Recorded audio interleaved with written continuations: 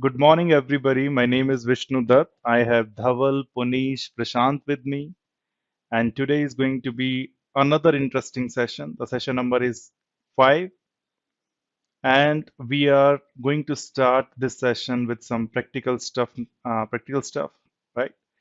What are those practical stuffs? I will be explaining you. Do not worry about it. And then Dhaval is going to guide you that what you need to do in your simulation software, which is Packet Tracer. Okay, so I think that there is going to be half an hour session and maybe more. I do not know because there is Dhaval will be guiding it. But yes, once we are done with that practical session, I have few more things for you, right? As you know that we have discussed layer 2 header MAC addresses, right? Today's class, you will be seeing them more closely. We will be learning about switch working, how switch work. We will be talking about filtering, forwarding, and flooding. Actually, when you send a particular frame to a switch, switch has few options whether to forward it, whether to filter it, or basically how, on what basis it is going to decide that it needs to flood that packet. Flooding means broadcasting. Then we are going to talk about one of the most important concept of networking. And I think you all have a question around that a particular broadcast frame, right? It is as good as Anjali shouting to everywhere in the world and asking Rahul, are you there? Right? It is not making sense. And we talked about subnetting also, right? Subnetting means dividing a huge network into multiple smaller networks. And believe me, that is where we are getting this concept, virtual LANs, one of the most important concept. Whole switching is based on it, right? Then we are going to talk about some multiple scenario in which these virtual LANs are going to be useful. If you understand virtual LANs, then there are some other concepts like native VLAN, .1Q trunking. These are going to be come into picture when you have a basic understanding of VLAN. So if you do not understand what I'm talking about, like trunking and native VLAN, do not worry because we haven't covered virtual LAN still yet, right? Then we are going to talk about how to design a network based on VLANs, based on some of the requirements from the customer. So this session is going to be very, very interesting because you need to deal with this in your daily life too, right? When you face the customer is going to tell you that I want my network this way, right? So we'll be taking a particular example, and believe me, you are into a situation of designing a network based on virtual LANs because we now know how to computers talk. It doesn't matter whether they are close by or miles apart. We know how they are going to communicate. We know how routers and switches come into picture so that your frame or packet can be forwarded inside a network or between network. We all know for that for sure, right? If you do not know it, it means that you have missed the classes, right? Then we are going to talk about a loop prevention mechanism, which is spanning tree. I'm not sure whether we are going to cover it or not, but yes, these are the things which we are going to cover. So first thing first, where exactly we are with respect to our complete learning. As I mentioned that we have broken this problem into 5 different pieces, right? We are dealing with data link layer. We have talked about how to computers talk in a particular network, and that is where the concept of MAC address resolution protocol came into picture. But data link layer has some more concepts in it. We are going to discuss about it like VLANs, like trunks, right? These we are going to discuss. So out of the complete picture, where are we? We are just learning the data link layer now in today's session and probably in tomorrow's session. Data link layer is huge, and that is why we are spending more time in it. Once this is done, we are going to talk about network layer. But with respect to practicals, right? Uh, so Dhaval is going to guide you with respect to the practicals, right? If I say practical, the meaning is that we have already introduced the term switches. We have already introduced the term routers, right? And you all know how to connect switch with router. There are multiple cables like crossover cable, straight through cable, and I also told you that switches and routers take care of that, right? Straight through and crossover cable means they where they are sending, where they are receiving, on what pair. We just talked about it, I think two classes before. Dhaval is going to guide you today that how you are going to connect a particular host with a switch, or basically how you are going to configure a particular switch, right? For example, a particular router should have the host name, right? What is the name of this router? So that you can identify this router from multiple routers in your topology, right? Then we are going to talk about how to configure an IP address on this interface, because we all know when we were discussing a router is used to connect to different networks. And if we are saying to different networks, then one of the routers interface is going to network number one, the other interface is going to network number two, and that is what Dhaval is going to tell you, that how to configure an IP address so that it becomes a part of this network, right? And of course, if some host is sitting here and we have a switch here, because we know that inside a network, it is switch's responsibility to move frames between one host to other host, right? And the router is going to be the default gateway, because router can send packet between multiple networks. It is as simple as that. So we are going to see some cool stuff today, that how to bring this router or switch, right, into the packet tracer, how to configure it, and then what we are going to do, we will be trying to ping two devices, maybe routers or switches. I'm not sure how Dhaval is going to go with that, but Dhaval, it is all up to you now. Okay, share your screen and start working on it. Thank you so much. Time to go ahead and start learning layer 2 in more detail. As I was mentioning before, when we started this class, our whole sole focus is going to be on this data link layer, right? So if you have followed Dhaval, I would expect that you all will be taking a switch in the packet tracer at least, right? Then connect this switch with at least two PCs, right? Again, in the packet tracer, maybe 0/1 port of the switch is connected to PC1, and 0/2 port of the PC should be connected to PC2, right? If you all can do at least this exercise today, I would say that you are doing great, right? Just take one switch, just take two PCs, connect them together, make them part of the same VLAN, right? If I say make them part of the same VLAN, it means, or not VLAN, make them part of the same network. The meaning is the IP address of this guy, maybe you have selected a particular network 192.168.1.0, right? So 1.10 should be given to this PC/24, and 192.168.1 dot maybe 20./24 could be given to this PC, and just try to ping each other, that whether they are pinging or not. And I would say just open that recording where we were discussing about how two computers talk when they are in same network, right? Believe me, if you do this practical, along with that some of the thinking that how actually the communication is happening. For example, first thing first, the ping packet is going to generate the ping ICMP data, which is encapsulated in the IP header, which is having the source MAC and the source IP and the destination IP. Then we are going to introduce the L2 header, where we have the source MAC, but unfortunately we do not have the destination MAC, and that is why we use address resolution protocol request message, where it's going here, broadcasted by the switch, reaching here, this guy is replying or reply. And if you think that way, then I would say your knowledge is going to be complete theoretically as well as practically. This is very, very important.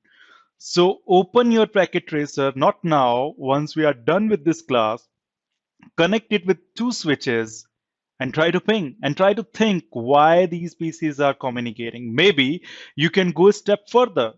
You can see the address resolution protocol table in the client.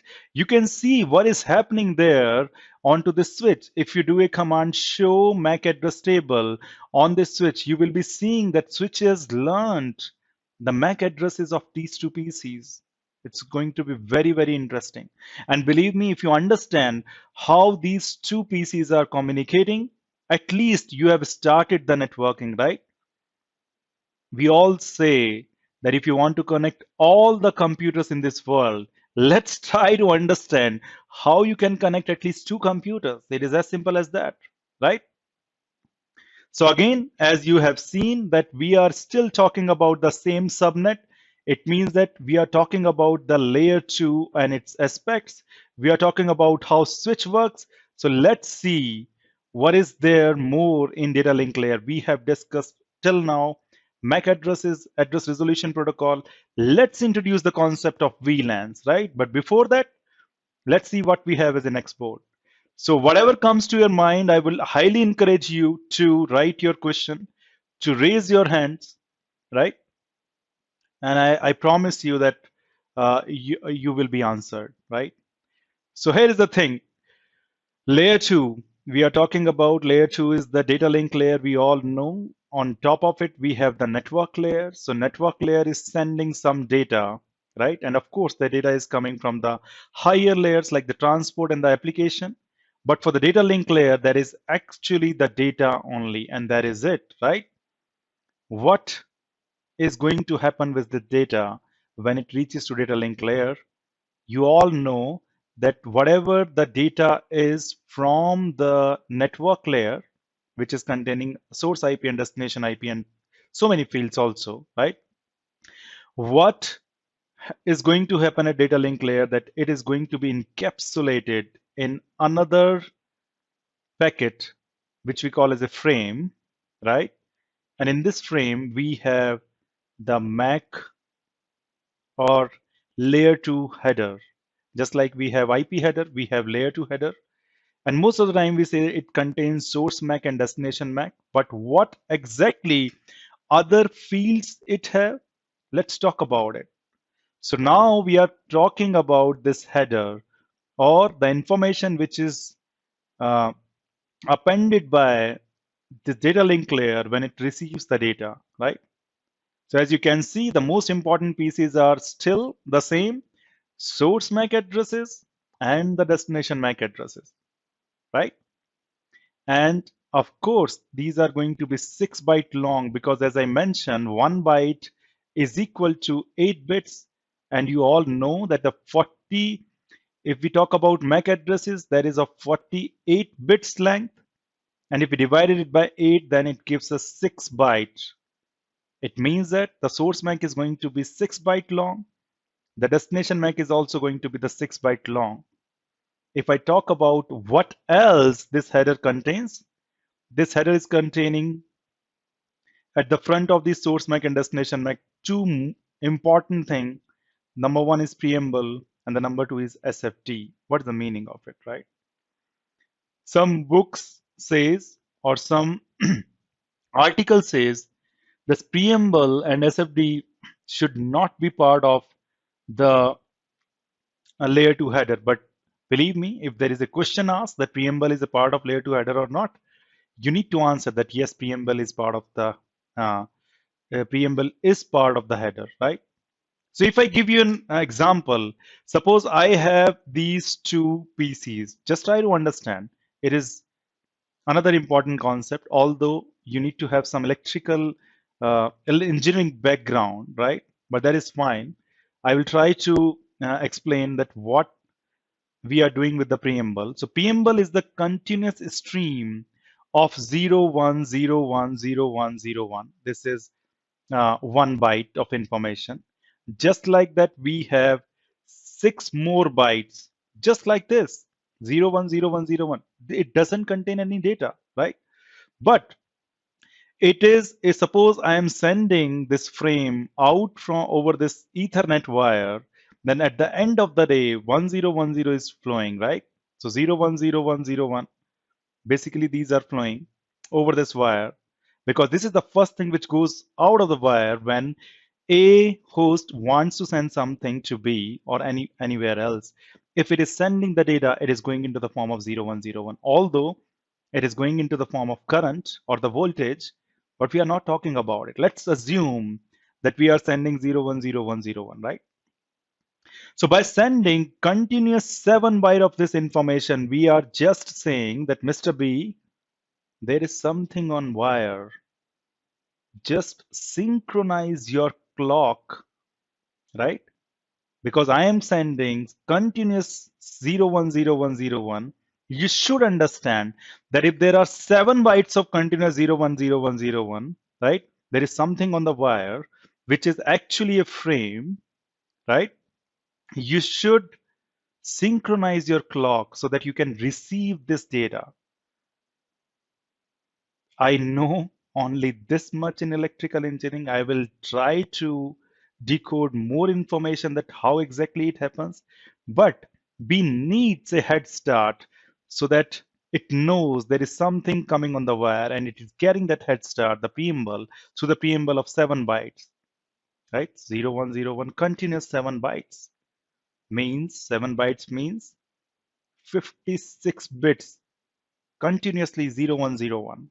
Okay, and then basically we say after that, here is the start of my frame, and that is what we call it start frame delimiter. What is the meaning?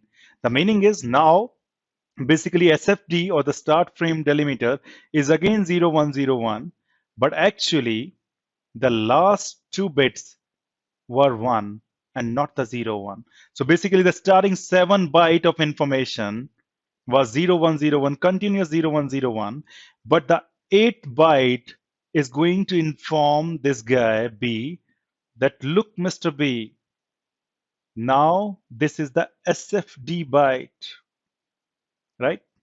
And what is the meaning of this SFD byte? The meaning is that from here, the byte, the actual frame is starting, and whatever you are going to get after this, it is going to be your MAC addresses. So I made a mistake. First thing first, if the packet is first thing is preamble, second thing is SFD, then the third thing is going to be your destination MAC address and not the source MAC address, right?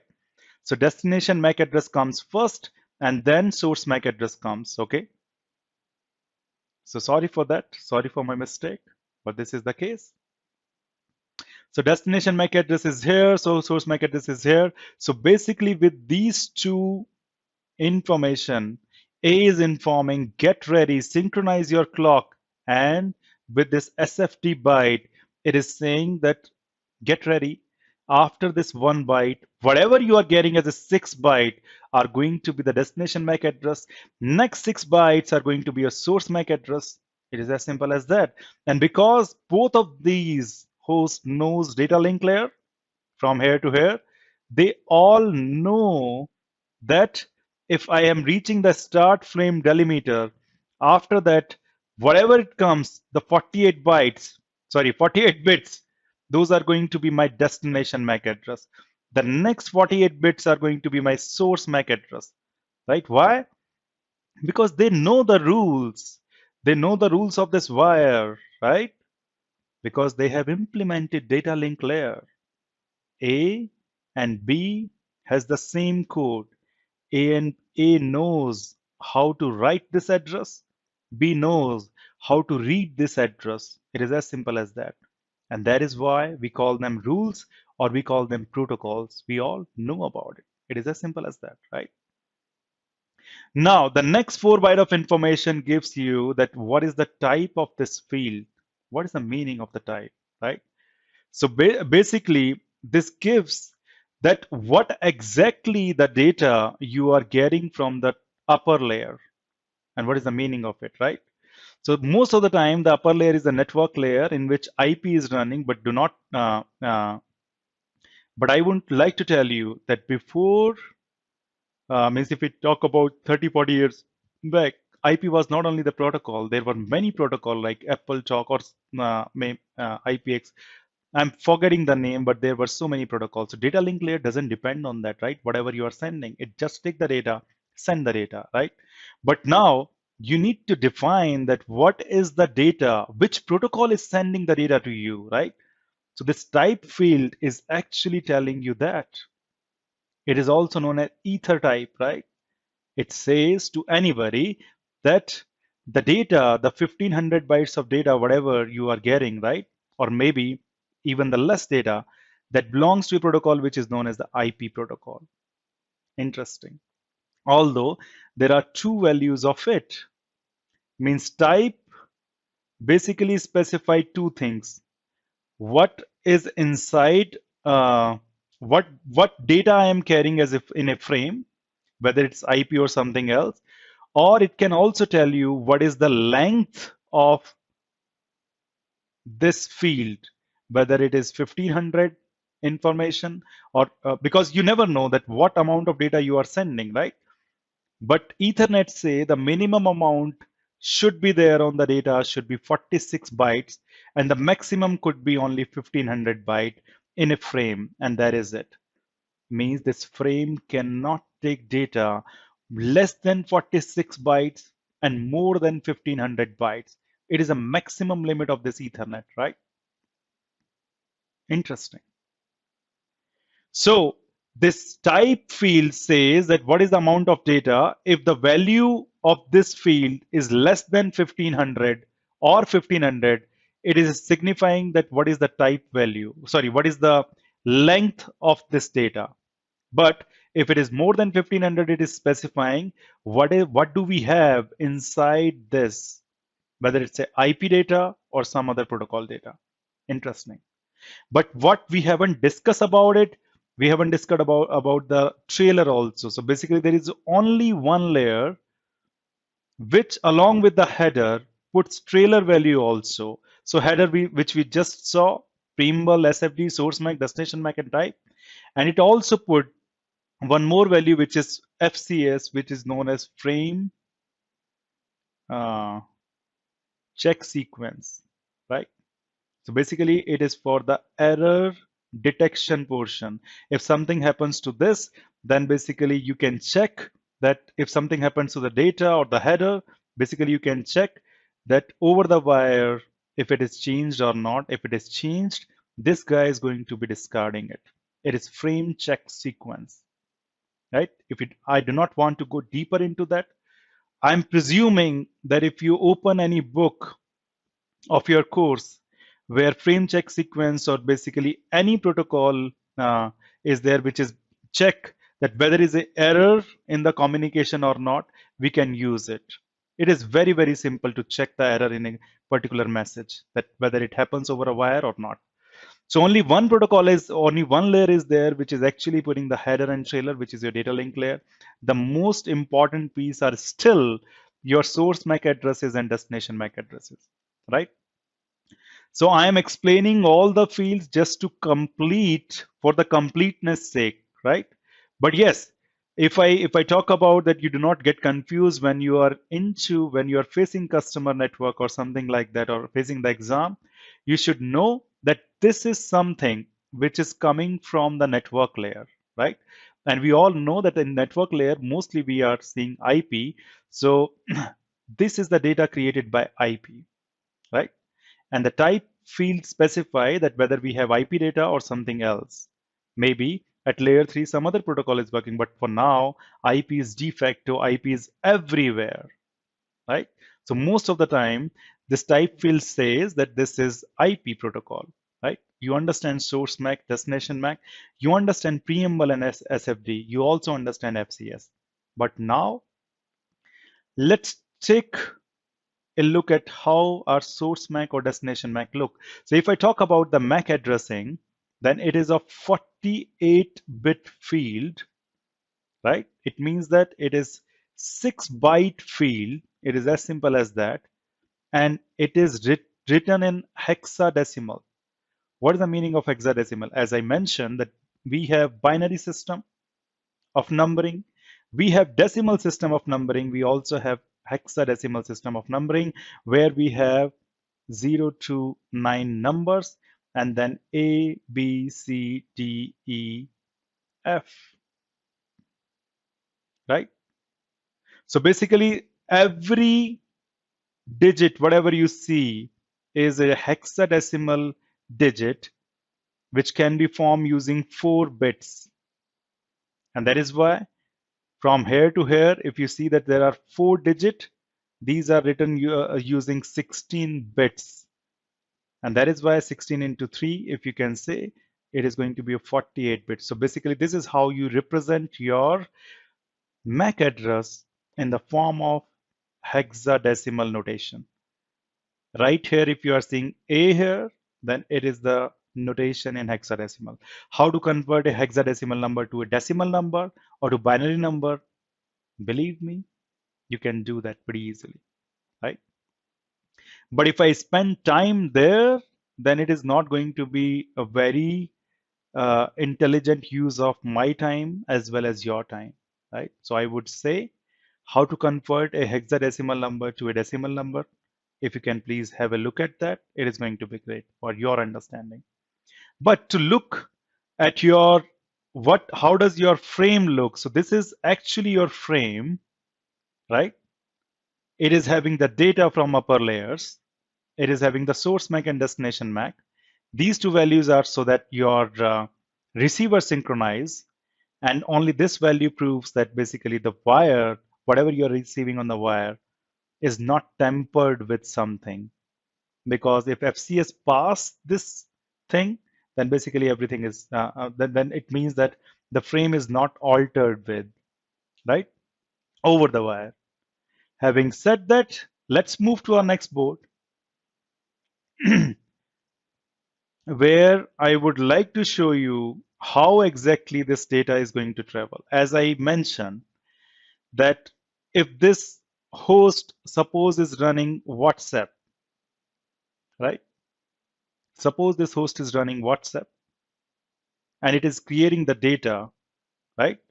And this data is maybe 1010, whatever, right? It has created this data. It is reaching to the transport layer. Transport layer is actually putting some information which we call the TCP header, right? And then basically it is giving this information to network layer. To network layer, whatever it is receiving from the transport is data. From here to here, it is data, and it is putting its own header on top of it, or its own information on top of it. We have discussed about it, right? So whatever is there, network layer is passing it towards a data link layer. And to data link layer, whatever you are seeing, whatever is coming from here to here, it is actually the data, right? Which is going right here. It could be that the data generated by this application is only 15 or maybe say 1200 bytes of data, right? So when it reaches to TCP, TCP is going to add some 20 bytes of data as its header. So basically here it is 20 plus 1200. When it reaches here, IP is also adding 20 byte of header. So 20 byte of IP, then 20 byte of TCP, and then basically 1200 byte of data, which is generated by WhatsApp. We are seeing 1240 bytes of data, which is generated at the network layer and which is right here. So what should I write here? Now the data could be between 46 to 1500, and it is satisfying the condition. If that is the case, then the data field, whatever we have, is 1240. It is as simple as that. Who has generated this data at the top layer, right? Sorry, at the layer which is just above me. Data link is asking.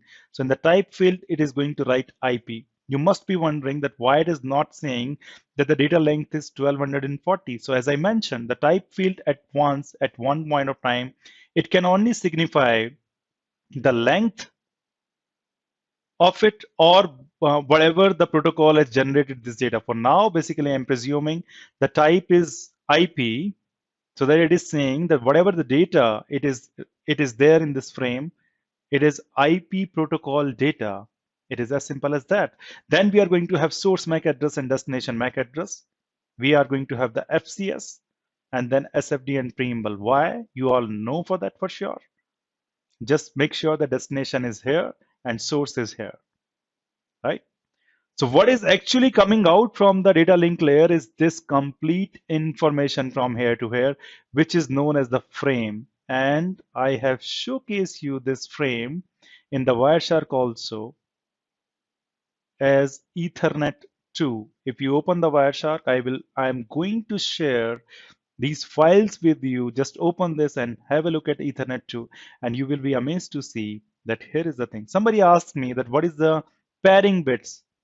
As you know, that the frame can carry minimum 46 bytes to maximum 1500 bytes of data, right? Frame can carry only this much, you all know. And suppose I am sending only, say, 30 bytes of data. If that is the case, then do you think Ethernet is going to carry it? No, absolutely not. And I'm talking about that if IP is generated 30 byte of data, right? If that is the case, then this is not going to take this. It is as simple as that. So to make sure that this data goes, I need to make it at least 46 bytes.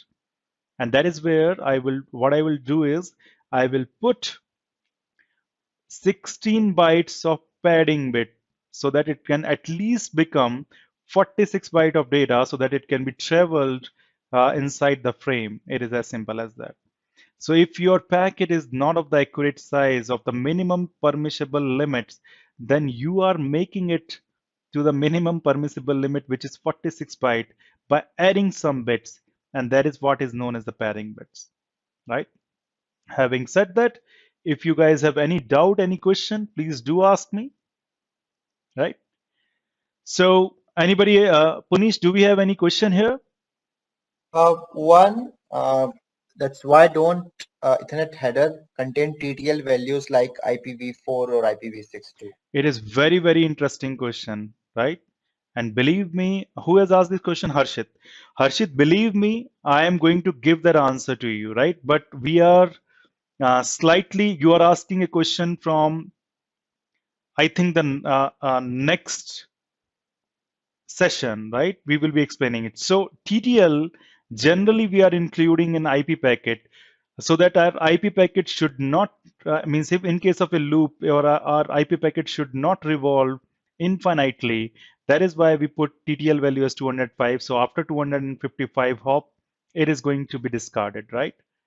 And your question is the same thing, right? We can have loops in layer 2 also, right? This is at the layer 3 level, whatever we are doing.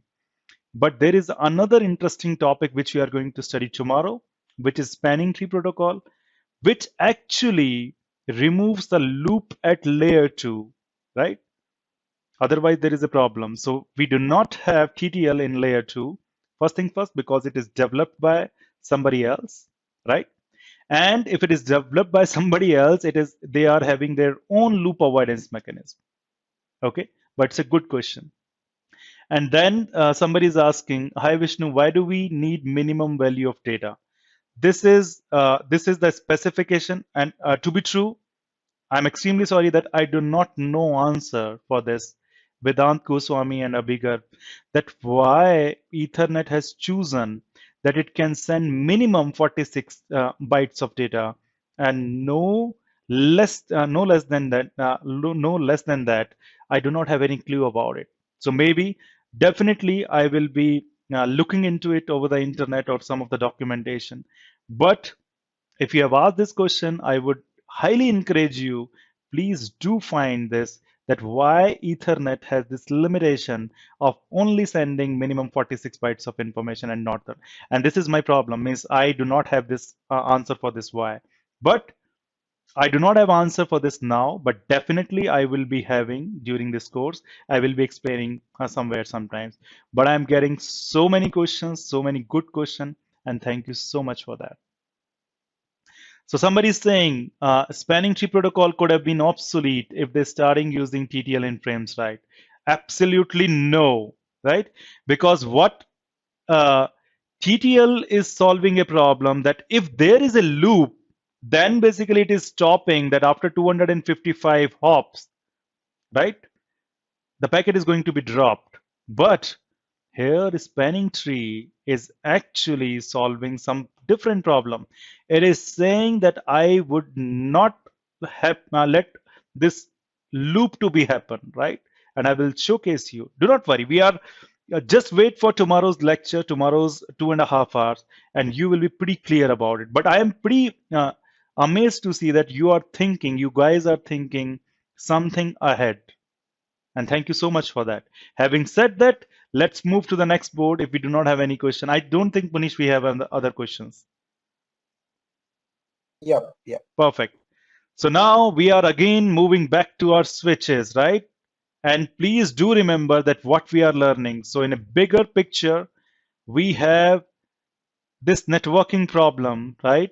How two computers are going to talk. And we have divided this networking problem into uh, 4 or 5 layers. We are talking about layer 2 and we are talking about layer 2 in detail. So do not forget about it, where we are with respect to complete networking, right? Once we are done with the layer 2, we will again go back into the layer 3 because layer 3 is still complete. Although we know that how two computers are going to talk inside layer 2 or a particular network, we also know how two computers are going to talk between networks. But believe me, there is still much more to learn.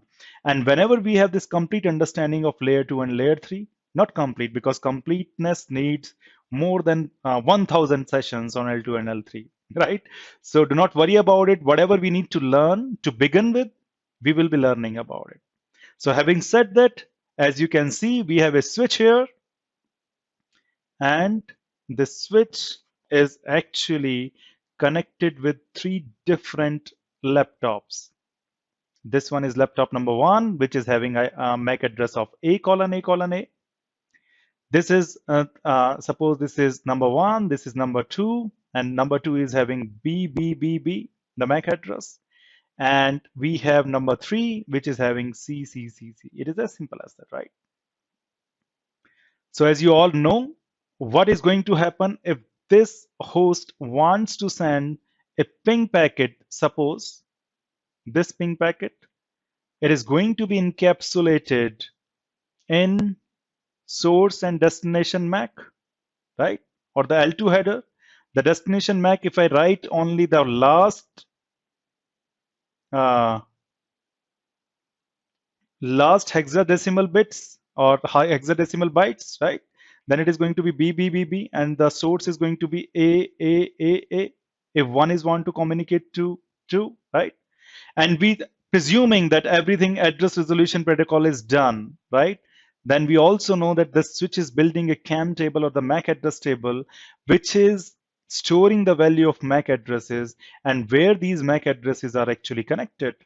So A is connected to 0/1. We all know, right? And how switch know? We all know now because it is just because address resolution protocol is done its job, right?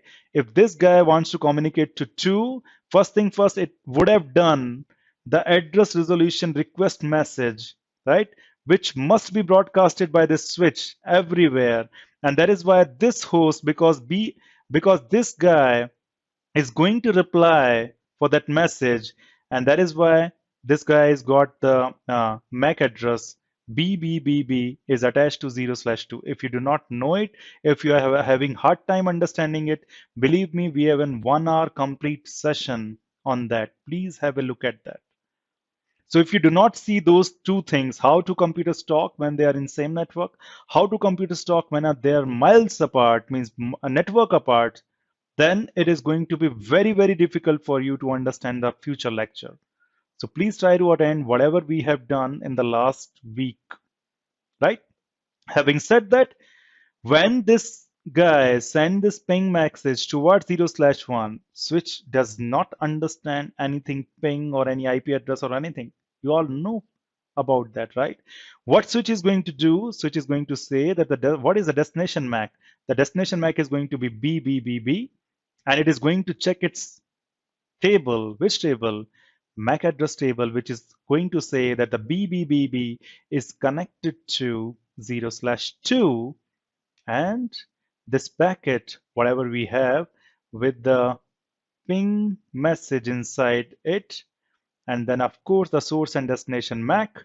The source MAC was A, and destination MAC was B. This packet is going to be forwarded over this interface. Which interface? 0/2. Why? Because MAC address table says so. It is as simple as that. MAC address table is saying that if you receive a packet which is destined to B, you should put exactly onto 0/2 port. It is as simple as that. This process, actually, whatever we have done, it is known as forwarding. So switch does forwarding, and basically it is the unicast forwarding. Why unicast? Because there is a one-to-one communication happens, right? A is communicating to B. It is as simple as that. Interesting, right? Now let's talk about another thing. Suppose now switch wants to send this packet, right? This ping packet, not towards not towards B. Now it wants to send it towards C, which is host number this one, right? This packet is going to reach to 0/1. It is as simple as that. And interestingly, MAC address, MAC table does not have this information that where C is connected. Eventually, it is going to be when ARP and everything is going to be done. But suppose we do not have this information and we are sending this MAC, this straight away packet towards this, right? So what switch is going to do if it doesn't find this entry into this table? Switch does the same thing. It is not going to drop the packet.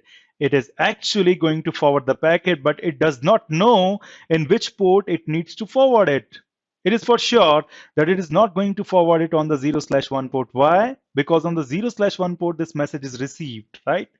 But it also does not know that where it needs to forward this packet to, whether on 0/2 or 0/3. If switch is under this dilemma, what switch is going to do? It is going to forward this packet towards B, means on 0/2.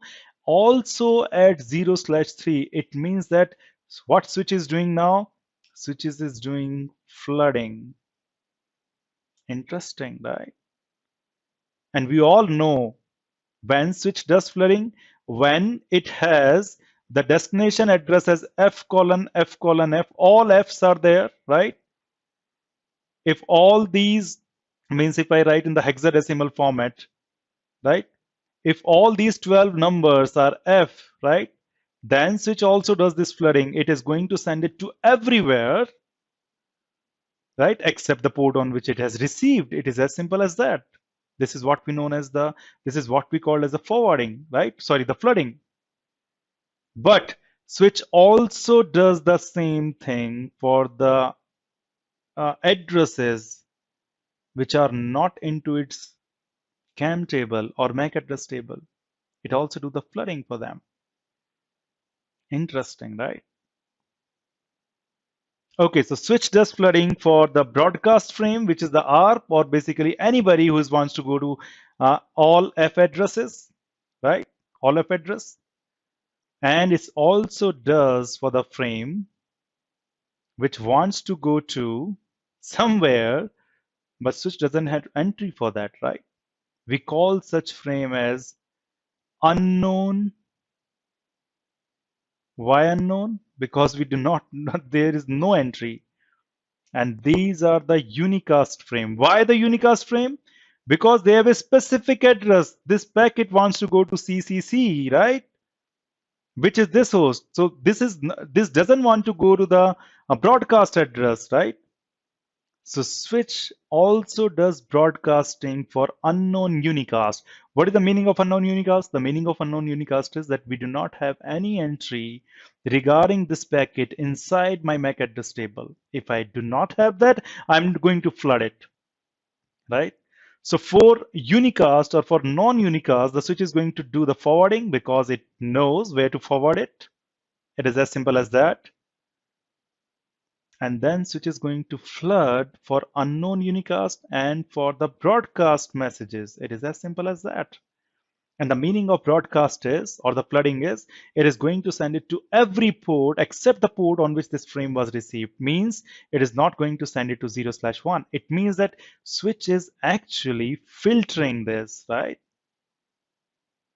This is known as filtering because switch is sending to everywhere, but it is not sending to the port on which it is receiving. So switch is filtering. By the way, guys, the filtering comes more interesting when we introduce a device which is known as the hub. By the way, hub is a thing of past. Me and Punish were involved in a lot of customer networks, and we hardly see any hub there, right? The meaning of hub is actually, if I give a brief idea, right? It is also used to connect computers which are pretty nearby inside the same network, right? But interestingly, what is going to happen at this point is that when this guy sends a packet, doesn't matter if it is a unicast packet, broadcast packet, or any other packet, it is going to be delivered to everybody all the times.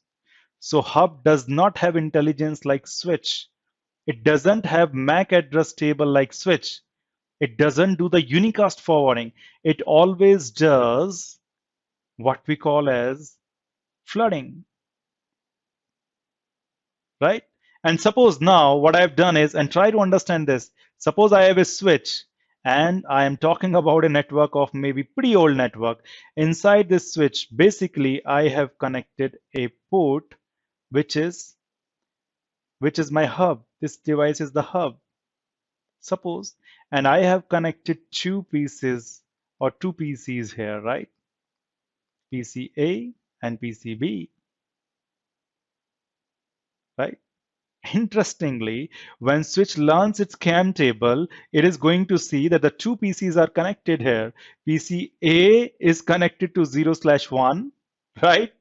And PC B is also connected to 0/1. Why? Because whenever anybody want to send a packet, it is going to reach here, right? And switch learns its CAM address, CAM table on the basis of the source MAC address. The switch will, this entry is perfectly fine that A is connected to 0/1 and B is also connected to 0/1. If the packet comes from anywhere else to A and B, the switch is going to forward it over the 0/1. It is as simple as that because it CAM table entry says so. But suppose this guy here wants to communicate to this guy here, right? A to B, and the packet comes, of course this is a hub for all the packet, it is going to send it here as well as here. Switch is going to receive, and it came to know the packet is for B, and B should be reachable to 0/1, right?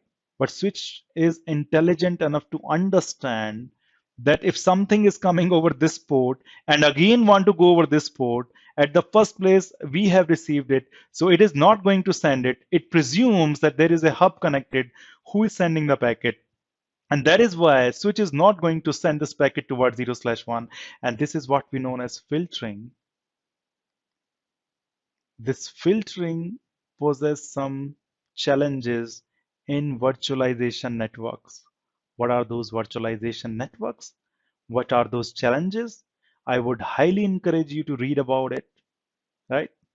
If you do not want to read about it, that is perfectly fine. But from this board, you should understand that what exactly switch does. Switch does filtering, switch does forwarding.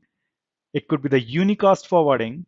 Switch does flooding in case it doesn't know where the MAC address is, or if there is a frame which is having the destination address of all F, which is written in the protocol that if something comes with all F, it should go to everybody.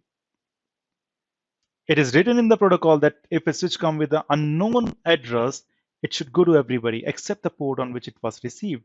It is as simple as that, right?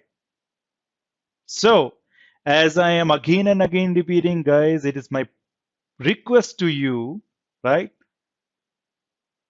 And believe me, there is going to be test on this. So if you do that side by side, this training had been reduced from 8 hours to 3 hours just because you can have an ample time if you are sitting on the chai, if you are sitting on the chai point also, right? Just talk with your friend. Just have one switch. At least connect this switch with two PCs. Just try to ping it. You will be amazed to see these are going to ping, right? But if you start thinking about them, that why they are pinging, whatever the concept we have learned today, whatever the concept we have learned last week are going to make more sense to you. Otherwise, they are not going to. Having said that, let's move to our next board where we are going to talk about concept of virtual LANs, right? So first thing first, forget about this new term, virtual LANs, right? Let's see why we need a new concept. We were pretty happy, right? We have a switch and we have connected 9 PCs to it, right?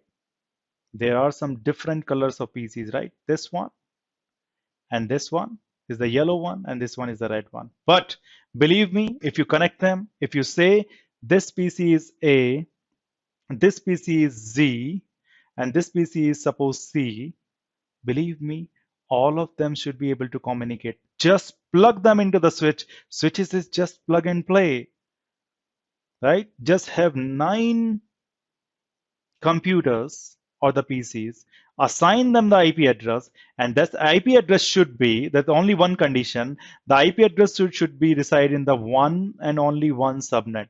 Whatever subnet you would like to choose, maybe 100.0/24, because this is going to have 254 usable IP addresses, because 2 IP addresses are going in the subnet and the broadcast address.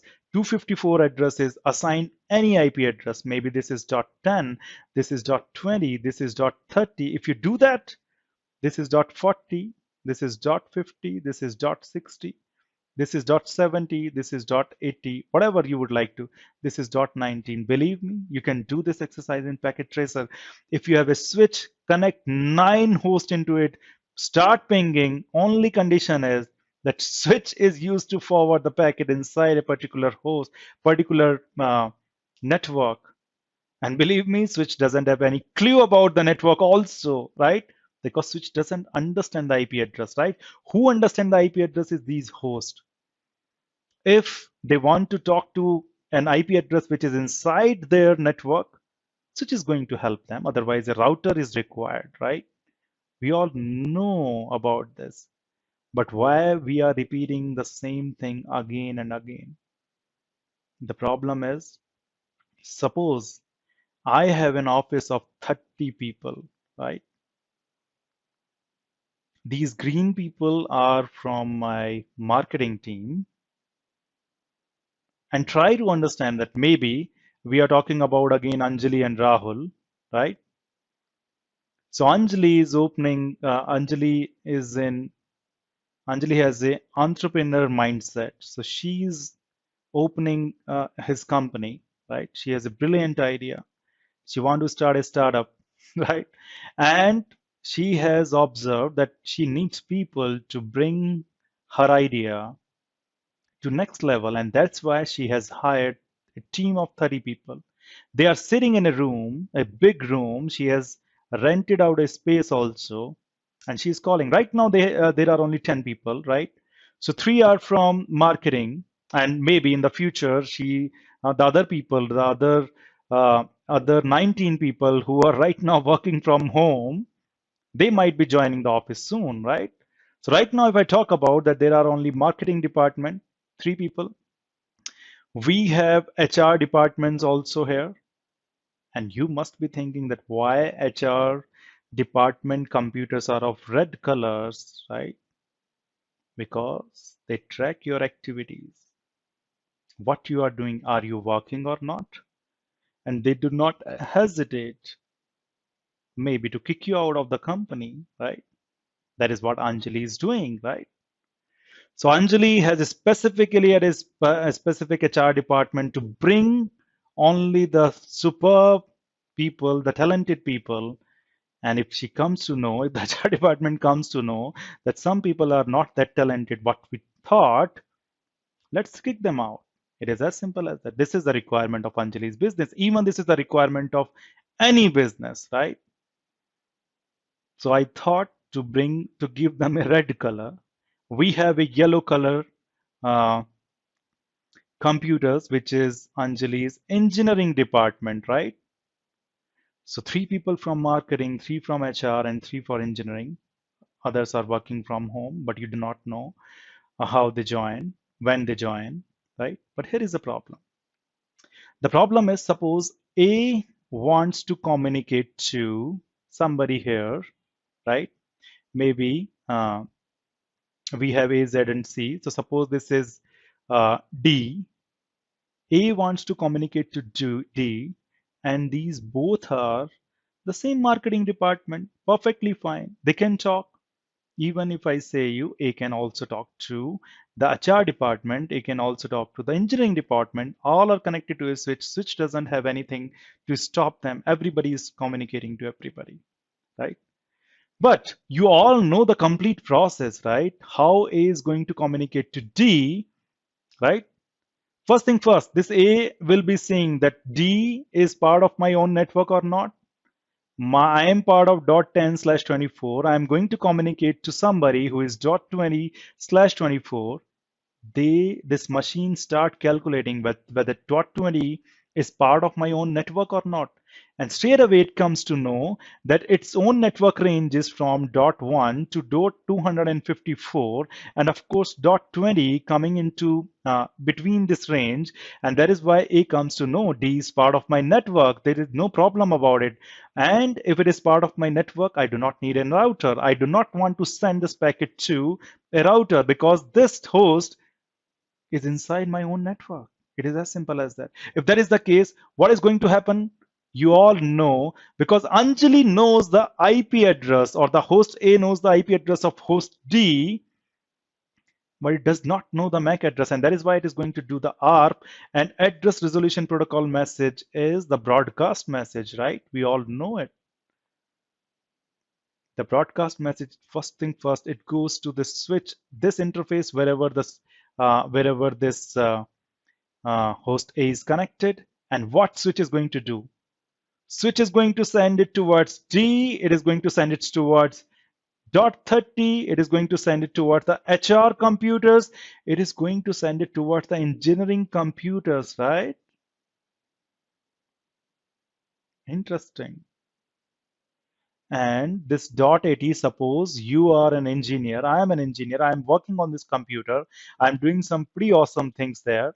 But every time whoever wants to communicate to each other, maybe this HR boys wants to communicate to each other, this guy is going to receive an ARP message. Why? Because switch works like this.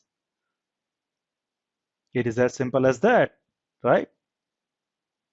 And maybe this computer, this poor guy's computer, is actually dealing with all those address resolution protocol message. And you all know that if something comes with F colon F colon F, every computer every computer has to open it to see whether this ARP message is for me or not. If it is for me, I am going to reply, right? Who needs to reply? Only D needs to reply for this conversation, right? But who is opening these messages? This guy is opening this message. All the guys, everybody, every computer in HR was opening these messages. Every computer in engineering opening these messages to come to know that this message is not for me. But if your computer is getting the packet, opening that packet to check that whether it's for me or not, your computer processing power is going into that. And suppose now I am just talking about 9 computers. What if I am going to have 240 or maybe 512 computers inside a particular network, right?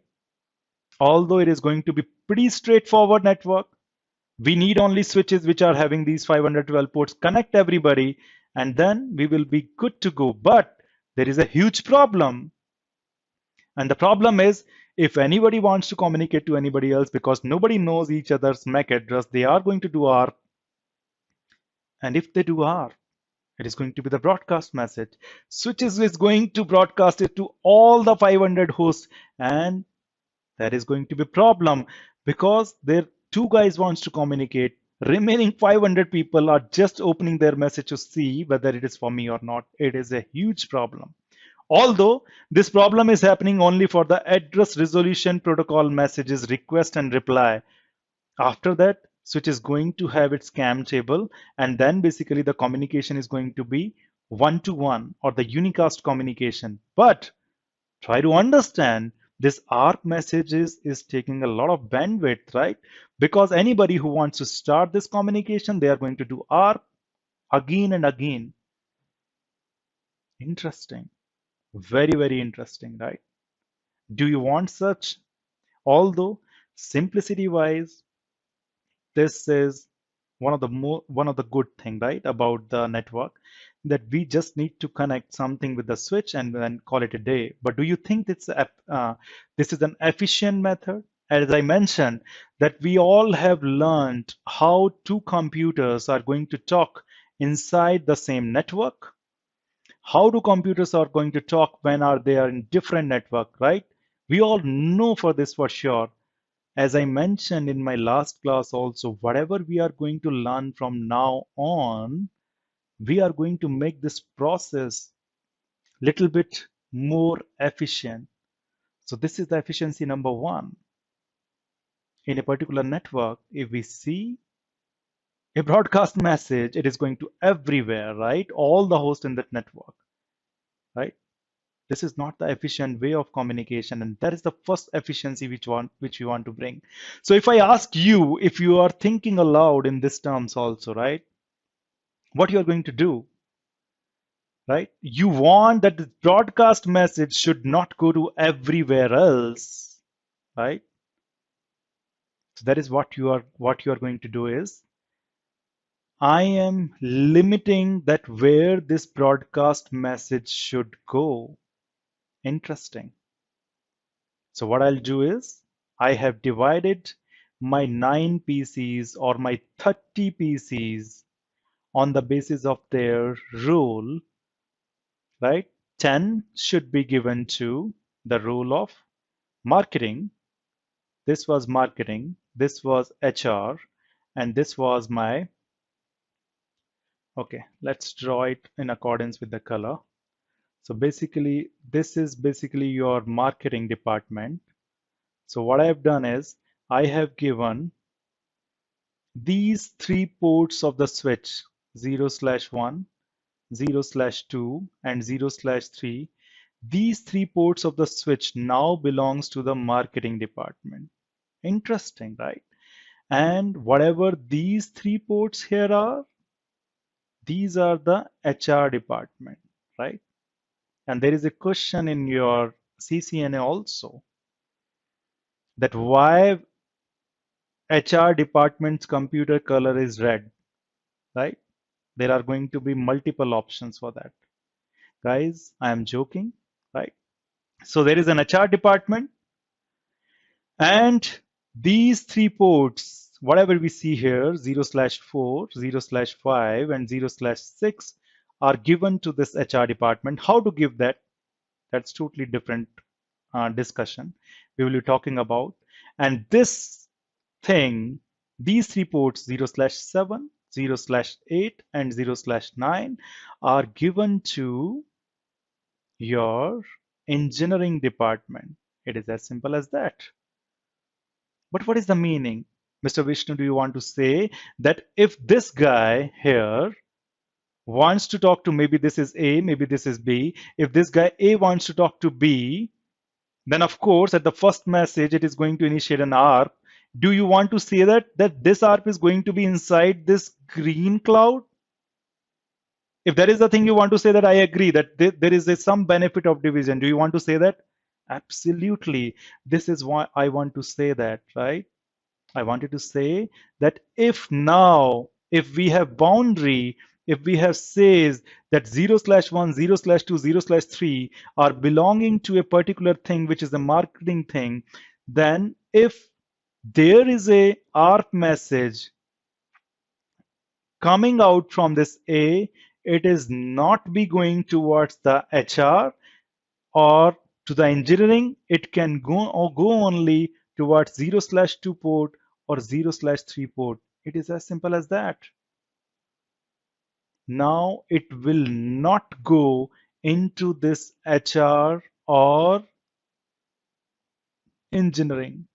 We are we are coding this into this switch, that Mr. Switch, if I create three clouds, right? And by the way, what is these clouds are going to have? These clouds are going to have switches interfaces, right? Because I need to specify that Mr. Switch, your 0/1, your 0/2, and 0/3 interfaces are in green cloud. It means that whenever you receive any ARP message on a particular interface, do not send it to any other cloud. That ARP message should be inside this. So it means that if marketing guys wants to communicate to each other, their ARP message is not going anywhere else, right? That is restricting into this marketing cloud, right? If I define it more precisely, actually you are limiting the scope of address resolution packets or the broadcast packets, right? Address resolution packets were broadcast, right? It's specifically if I talk about request message, and now you are limiting the scope of it, right? Previously, what was the scope? The scope was all these 9 computers, or I can say previously the domain was complete this domain, right? If I give you the clear picture, previously the ARP domain was this, right? But covering all these computers. But now what we have done is we have reduced this ARP domain from this bigger one to just this smaller one. It is as simple as that. This is the marketing domain for ARP, right? And this is the ARP domain for human resources, and this is the ARP domain or the broadcast domain for my engineering. It is as simple as that, right? If I say broadcast domain, I am defining it formally. Broadcast domain is the set of computers or the switch ports where if anybody sent a broadcast message, it should be delivered to the host inside the same domain, right? And whatever you call it, this is the broadcast domain. So believe me, if you go and read the definition of broadcast domain, I think it won't make much sense when you start learning networking. But now, if you read that definition, it is going to make more sense to you, right? Previously, the broadcast or the domain of broadcast was huge. If I say broadcast, it is the ARP messages. Those are going to all these 9 computers. Maybe if we have 30 people here, it is going to every 30 people, right? We do not want to do that because it might be that there's somebody somewhere 500 hosts in the network. So what we are going to do, because these ARP messages were a pain, right? We were limiting their scope.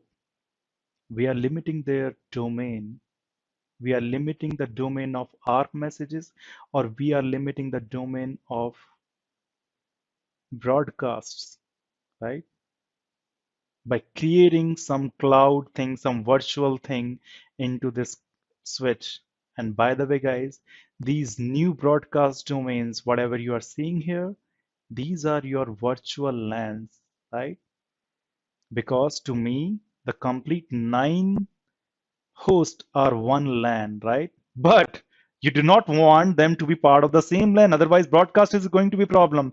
So what you are doing here is you are creating virtual LANs. You are saying these 3 computers are part of one LAN, these 3 computers are part of another LAN, and these 3 computers are part of other LAN. Why? Because now if a charge send an ARP, it is going to be between these PCs or between these interface. Nobody is going to deliver them anywhere to marketing. If there is a communication happening inside the engineering, then the ARP is going to be there, right there inside this and only this. I'm not saying that engineering cannot talk to HR or HR cannot talk to engineering or the marketing. I'm just saying I'm limiting the scope. There are methods to make them communicate, right? But by default, all the computers in a particular LAN, if you connect them into a switch, they are going to communicate. So means all the green computers are going to communicate with themselves. All the red computers can be going to communicate with themselves. Same with this one.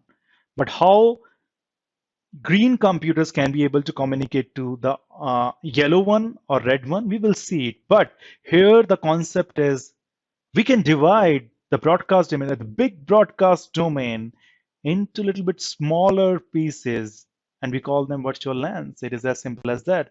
If anything, if any question coming into your mind, do not hesitate to ask. This is one of the most important concept, right?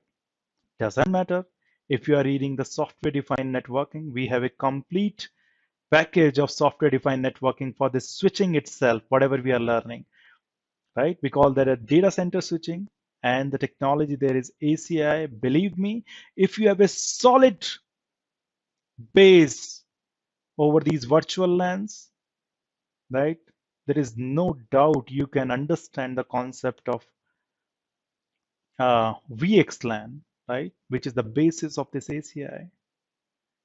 Most of the guys, most of the engineers says ACI is tough or the virtual extensible LAN is tough. It is tough if you do not know this, whatever we are reading right here. So as I mentioned that this is going to be a base, right? If you want to make a big building of your career on your networking, your base should be strong. Then you can make this building, right? We are building this base. I'm again repeating and repeating. So if you have any doubt, any question, please do ask. Having said that, let's move to the next board. Mr. Punish, do we have any question? I could see there is a question from Mr. Abhigar. Abhiji, please ask your question. And thank you so much for raising your hand. Hi, Vishnu.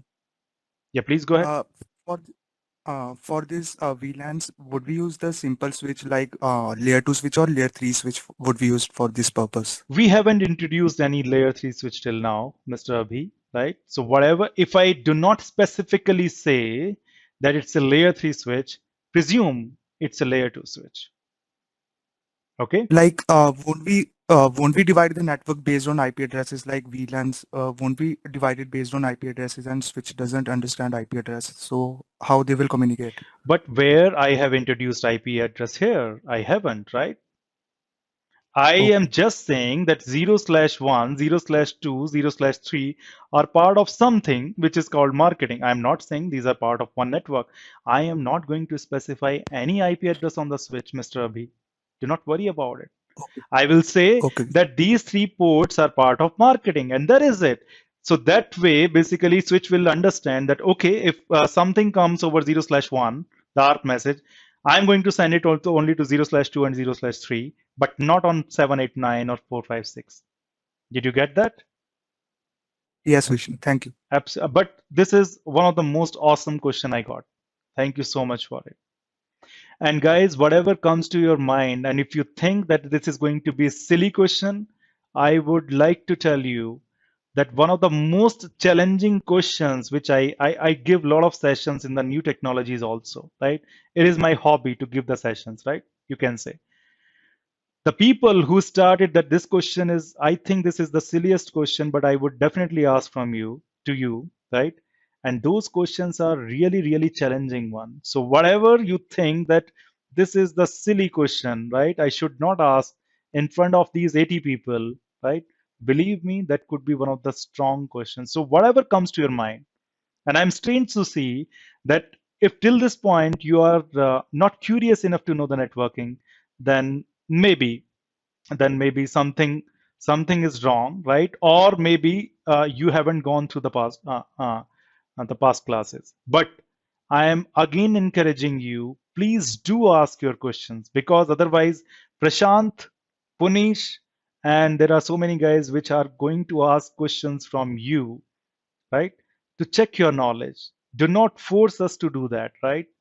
If we see that there are good questions, then this is a heartbeat, right? To know that whether basically these sessions are okay for you, these are increasing your knowledge or not. Okay, so I will observe for one more class, otherwise we need to change this approach of training, right? Having said that, let's talk about Punish. Do we have any other question from anybody else? I think we are good for now. I've answered few. Okay. Should be fine. Now there is a question from Monica Devi that how can we create those broadcast domains, right? Do not worry So about it. this We will be talking about it. So virtual LAN discussion is not over. This is just the beginning, right? But yes, as I mentioned, if you have a big picture clear, the nitty-gritties are going to be very, very simple. But if you do not know this, then virtual LANs are going to be very, very difficult, right?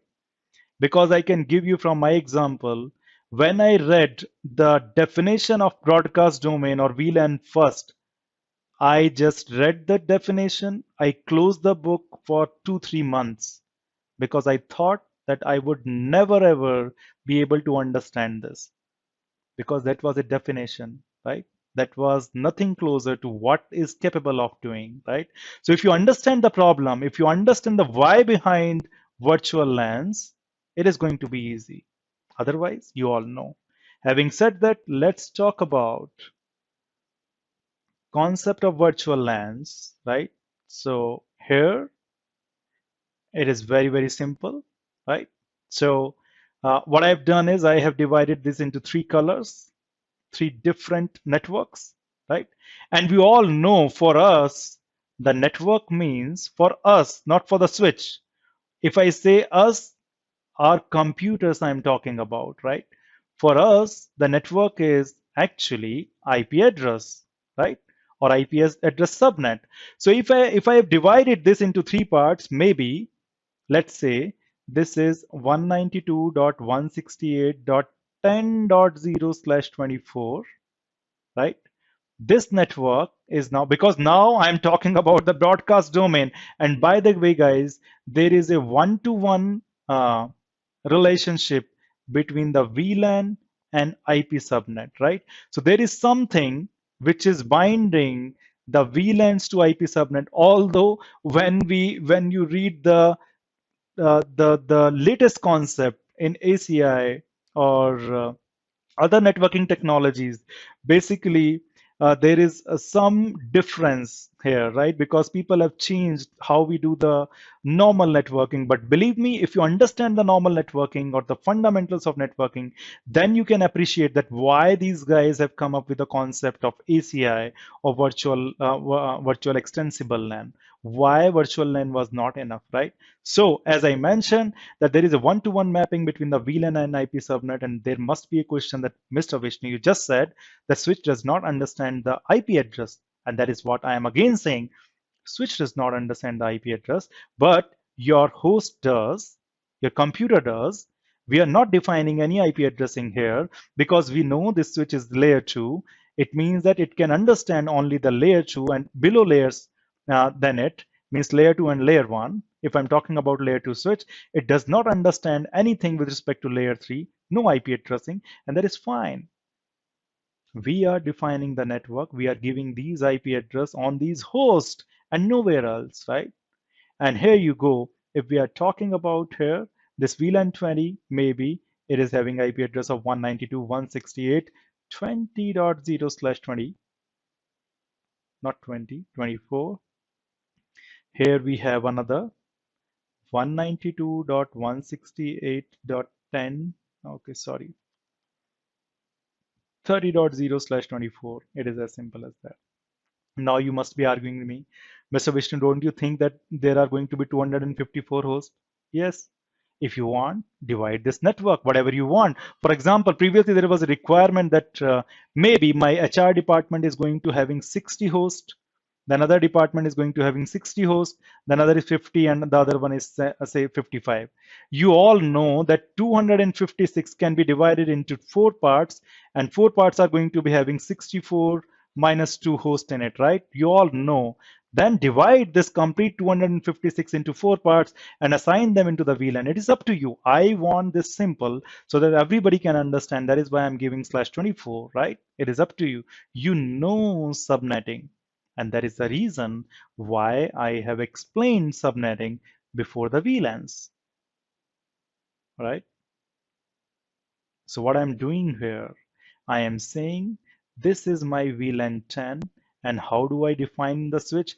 I go to the configuration mode of the switch, right? Configure terminal. And then I say VLAN 10. And this is my VLAN 10. And I can define the name of this VLAN. VLAN 10 name is maybe marketing. It is as simple as that, right? And then I am saying that this interface 0/1, 0/2, 0/3. So I am saying interface range from 0/1. Suppose the initial 8 ports, okay, initial 3 ports I want to give to this VLAN. So interface range 0/1 to 3. And by the way, from where I am writing this command? These are the command which is defined in the operating system of Cisco switch. It understands that I want to run the same command. I want to have the 0/1, 0/2, and 0/3 to be part of the same VLAN. I am going to write here that these three interfaces are part of the VLAN 10, which I just specified here. It is as simple as that. Although I have to write exec command switch port access VLAN 10, and that is it. All these three ports are now become part of VLAN 10, VLAN 10, VLAN 10. It means that, of course, if I give the IP address here 10.20, here 10.30, and here 10.40, these are of course part of this network 192.168.10. You can see it. If this guy 20 wants to communicate to 30, it is going to initiate the ARP. When it reaches to switch port, now switch is saying that, oh, this is coming from my VLAN 10 because this port is in the VLAN 10. I cannot send it to anywhere else. It should be inside the VLAN 10 because that is why I have defined this virtual LAN. I am not going to send the ARP message which is coming from the VLAN 10 into VLAN 20. No, I can do that, right? And that is why it is going to send it towards the 10.30 and 10.40, right? Broadcast will be limited to this green circle. It is as simple as that. Similarly, what I'm going to do is I'm going to create another VLAN, which is VLAN number 30, the red color VLAN, HR, CCNA question, right? Why the computer color is red? VLAN 30, you can see here. And then I would say interface range from whatever 0/4 to 0/6. Here is 05. 0/4 to 6 should be part of VLAN number 30. It is as simple as that. So if it is going to send an ARP, it is going to be here as well as here. It is as simple as that. Similarly, for VLAN 20, you can define another VLAN. How many VLAN can be defined on a switch? Another interesting topic, right? We can define actually, I think 2 to the power 12 VLANs in a switch, which is 4,000 and I believe 96 VLANs. Interesting, right? So you need to define VLANs and you need to assign the ports of the switch because switch understand only ports. That is it, right? If 10.20, but host understand the complete TCP IP layer, it understand the network layer too. If you specify the IP address and when you say you need to communicate to 10.40, it knows that it wants to communicate to the host which is inside the same, right? But now you must be confused that what if VLAN 10 want to communicate to VLAN 20? Will they be able to communicate? Interesting, right? Now, guys, just try to think These VLANs are different networks, right? And how we can communicate between networks? We need somebody who understand IP address, who understand layer 3, right? Now, these three are different networks together. And if these are different networks together, we need somebody called router to connect them, right? Do we need to build a router inside the switch? Or we can have routers here where we can connect everything like this. Both can be possible. We can introduce a router inside the switch, and that is those switches are known as layer 3 switches, right? Because that switch is capable of creating VLANs and then creating routing between them. If you did not get it, that is perfectly fine. Perfectly fine. No worry. But you should understand this statement. But now these VLAN 10, VLAN 20, and VLAN 30 are actually your different networks. And if these are different networks, you need to have a router through which you can communicate between these networks. It is as simple as that, right? So this was my concept of virtual LANs, right? And the ports, whatever we are attaching it, right?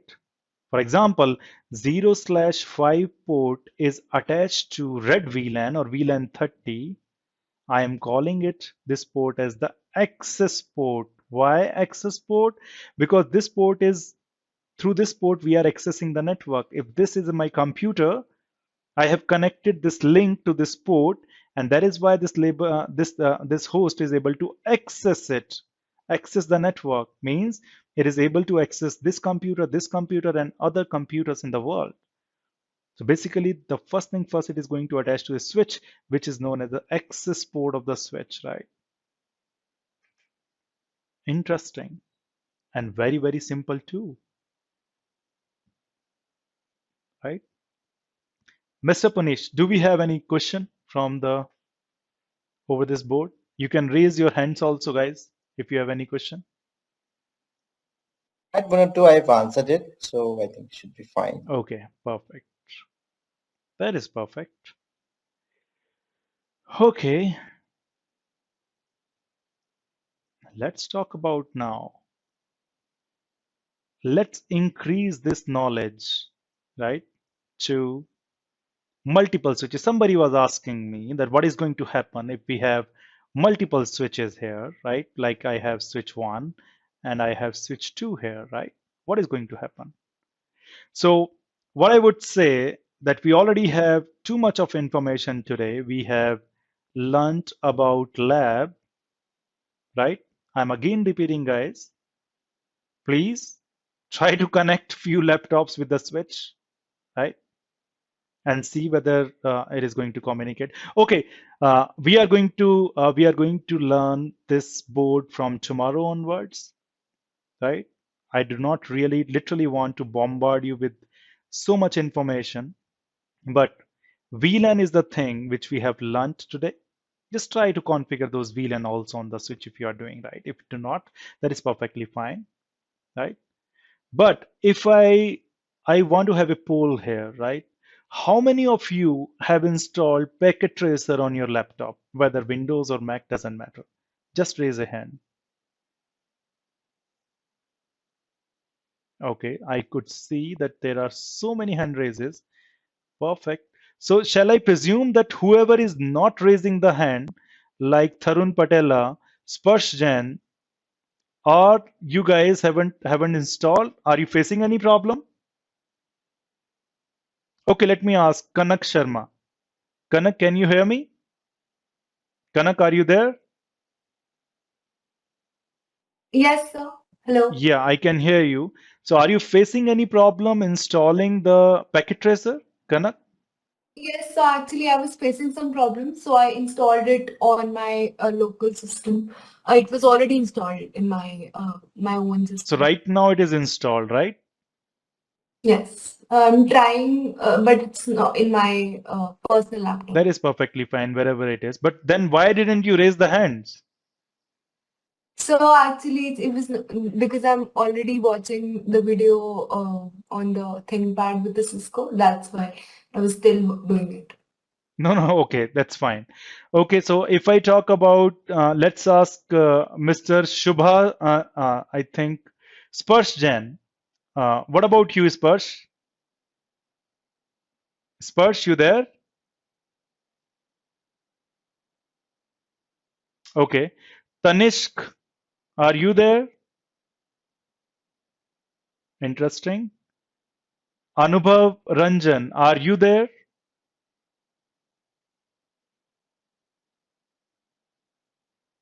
Yes, sir, I'm there, Tanishq.